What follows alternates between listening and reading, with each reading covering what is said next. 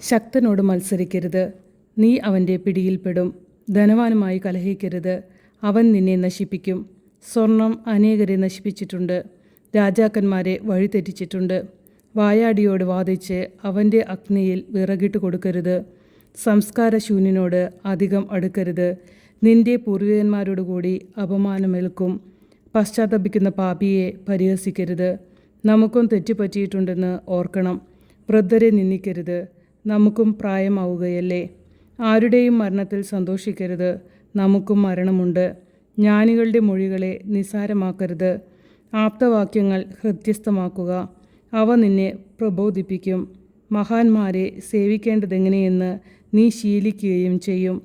വൃദ്ധരുടെ ഉപദേശം ആദരിക്കുക, എന്തുകൊണ്ടെന്നാൽ അവർ തന്നെ തങ്ങളുടെ പിതാക്കന്മാരിൽ നിന്നാണ് പഠിച്ചത്. അവരിൽ നിന്ന് നിനക്ക് അറിവ് ലഭിക്കും. അവസരത്തിനൊത്ത് മറുപടി പറയാൻ നിനക്ക് കഴിയും.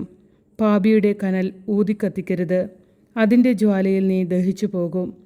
ഉദ്ധതനോട് കിടമത്സരം വേണ്ട, നിന്റെ വാക്കുകൾ കൊണ്ട് തന്നെ അവൻ നിനക്ക് കെണിയൊരുക്കും.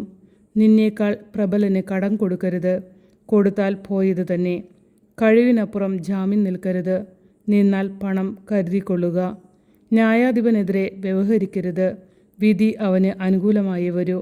വഴക്കാളിയോടുകൂടി നടക്കരുത്, അവൻ നിനക്ക് ഭാരമായി തീരും. അവൻ തോന്നുംപടി നടന്ന് നിന്നെയും അപകടത്തിൽ ചാടിക്കും.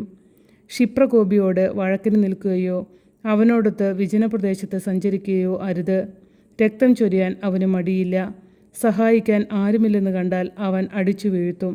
ഭോഷൻ്റെ ഉപദേശം തേടരുത്, അവന് രഹസ്യം സൂക്ഷിക്കാനാവില്ല. ഗോപ്യമായിരിക്കേണ്ടതൊന്നും അന്യർ കാണുകയും ചെയ്യരുത്, അവൻ അത് എങ്ങനെ മുതലാക്കുമെന്ന് ആർക്കറിയാം. എല്ലാവരോടും എല്ലാം തുറന്നു പറയരുത്, അത് നിന്റെ സന്തോഷം കെടുത്തിയേക്കാം.